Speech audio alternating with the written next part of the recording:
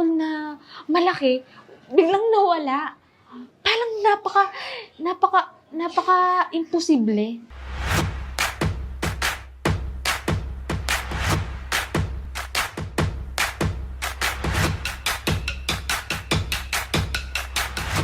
Hindi na po talaga bumalik yung bukol ko sa tulong po ng SBG dahil tuloy-tuloy ko po siyang iniinom. Pagbuhat po nung May hanggang ngayon po, ito lang po iniinom ko. Effective po siya kasi nawala na po yung aking hyperacidity. Basta nung nag-start na ako nag-SBG, talagang hindi na ako hinihika. Sa tulong ng Panginoon, tsaka din ng Salveyo, talagang cancer-free na ako. Last month, February 26, 2023, 1 year na akong acid-free. Gumaling po lahat ng aking sakit, lalo na sa aking kidney stones na nagpapahirap sa akin. Maraming salamat sa SBJ. I am so blessed po. Nakilala ko po si Salveyo. Salveyo ang